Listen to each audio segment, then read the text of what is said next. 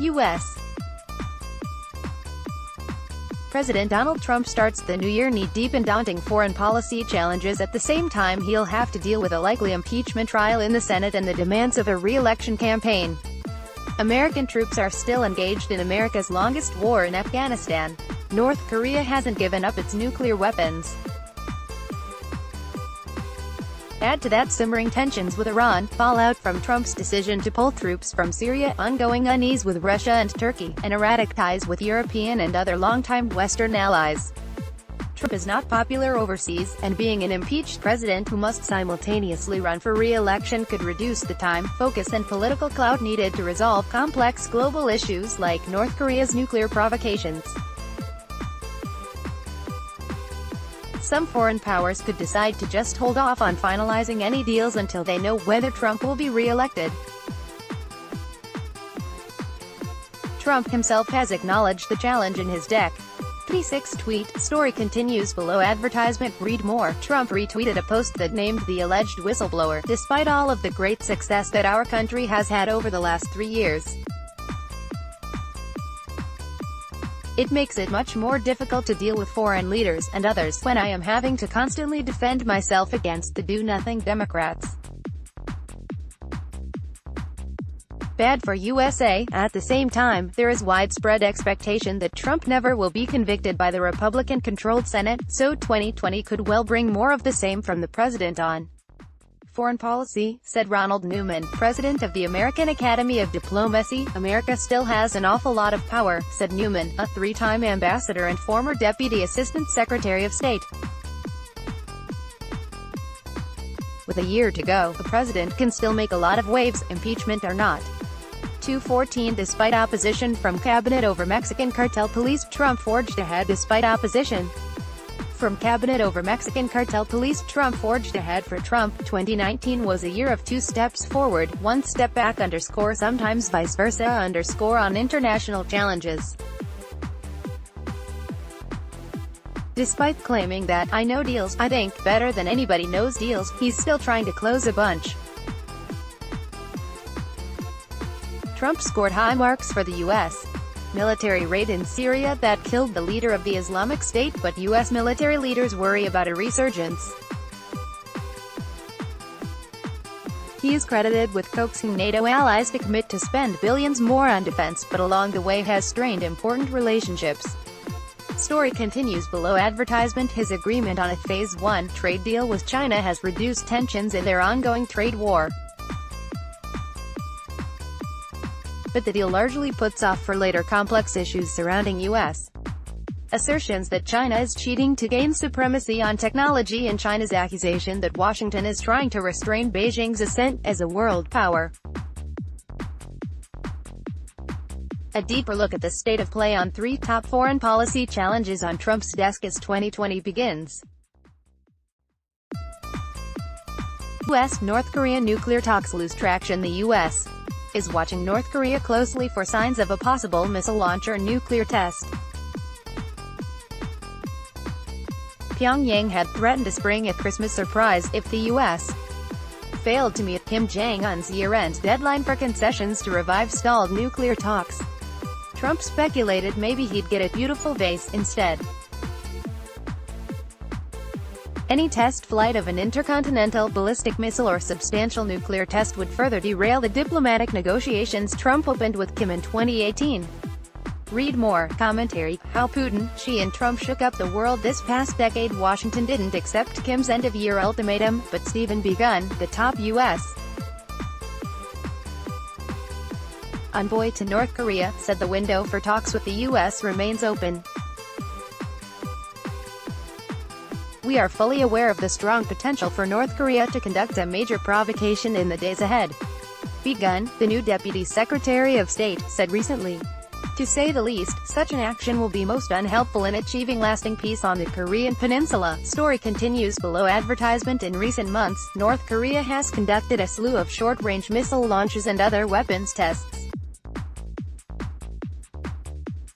In 2017, Trump and Kim traded threats of destruction as North Korea carried out tests aimed at acquiring the ability to launch nuclear strikes on the U.S.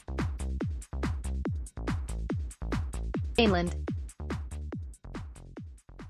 Trump said he would rain fire and fury on North Korea and derided Kim as Little Rocket Man. Kim questioned Trump's sanity and said he would tame the mentally deranged U.S.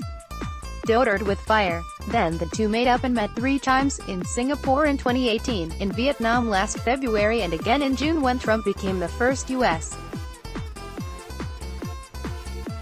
president to set foot into North Korea, the demilitarized zone. 329, Trump comments on impeachment vote, "We're in a very good position." Trump comments on impeachment vote, "We're in a very good position. While the get-togethers have made for good photo ops, they've been devoid of substantive progress in getting Kim to get rid of his nuclear weapons." Trump has held out North Korea's self-imposed moratorium on conducting nuclear tests and trials of long-range intercontinental missiles as a major foreign policy achievement.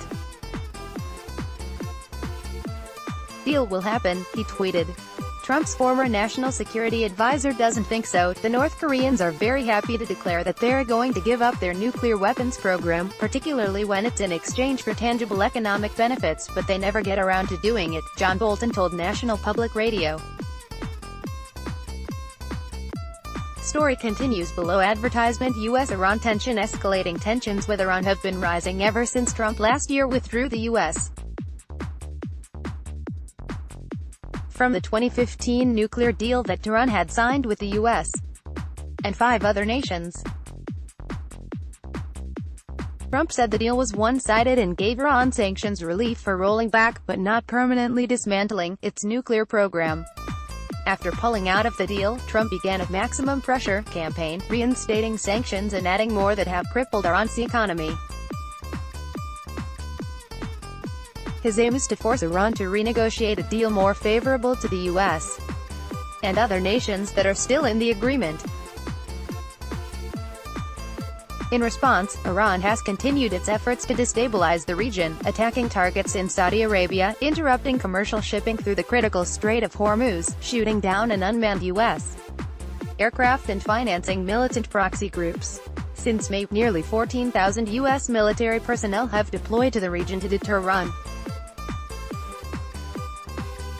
Read more. How an urgent tip led to Donald Trump's impeachment. Iranian President Hassan Rouhani said his country's nuclear experts are testing a new type of advanced centrifuge.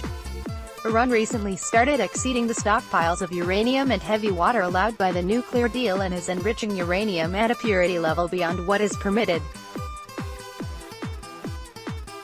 Tehran's violations, which it says are reversible, are an attempt to get France, Germany, Britain, China and Russia the other nations that signed the Joint Comprehensive Plan of Action to offer new economic incentives to offset the American sanctions.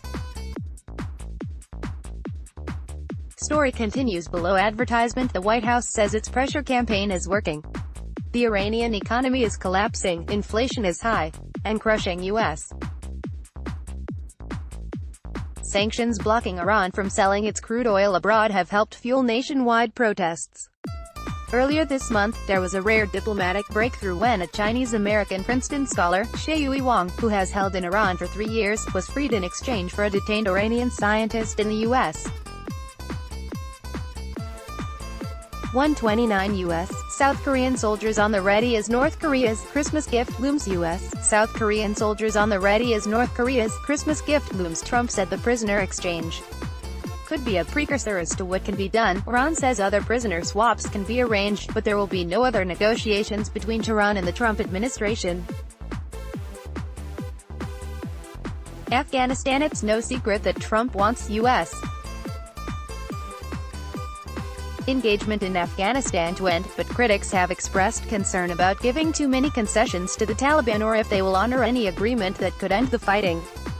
In what appeared to be a breakthrough Sunday, top Taliban leaders agreed to a temporary ceasefire nationwide, but didn't say when it would start or how long it would last.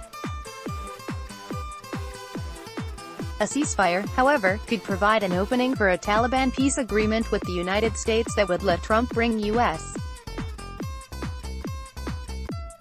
troops home from Afghanistan, where they have fought for more than 18 years. Story continues below. Advertisement. Read more. Donald Trump has been impeached. Here's what happens next. The U.S. wants any deal to include a promise from the Taliban that Afghanistan would not be used as a base by terrorist groups. A key part of a pact would include the Taliban agreeing to participate in all Afghan negotiations to decide what a post-war Afghanistan would look like. Such negotiations are expected to be contentious and touch on the rights of women, free speech and changes to the Afghan constitution. They also would determine the fate of tens of thousands of Taliban fighters and heavily armed militias run by Afghan warlords who have amassed wealth and power since the Taliban was ousted from power after 9/11. "We'll see if they want to make a deal," Trump told U.S. troops on Thanksgiving Day when he visited Afghanistan for the first time. "It's got to be a real deal, but we'll see. But they want to make a deal." 458, Mike Pompeo decries human rights abuses on the part of Iran. Mike Pompeo decries human rights abuses on the part of Iran. Former Defense Secretary James Mattis, who resigned from the Trump administration over his opposition to the president's decision to remove troops from Syria, said the Taliban have not proven trustworthy in the past, so instead of trust and verify, the U.S. should verify and then trust. But he added, "I think the president was right to start the negotiations with the Taliban, and I think he was right to call it off when the bombings occurred." Trump canceled the talks in September when violence didn't abate during U.S. talks with the Taliban. Story continues below. Advertisement. Read more. U.S. soldier from New Jersey killed in Afghanistan. Pentagon. And even as the militants agreed to a ceasefire, an attack in northern Afghanistan killed at least 17 on Sunday, and last week an American soldier was killed in a roadside bombing, also in the north. Senator Lindsey Graham, RSC, who visited Kabul this month, said Trump might announce an American troop drawdown from Afghanistan before year's end. Graham said that beginning next year, the president could reduce the 12,000 U.S. troops to 8,600, which he thinks is enough to make sure that Afghanistan doesn't become a launching pad for another 9/11 style attack on the U.S. The Taliban have said any peace agreement must include getting all American troops out of the country, where more than 2,400 American service members have been killed. Copyright 2019. The Canadian Press Journalistic Standards report an error. Let's block ads. Why?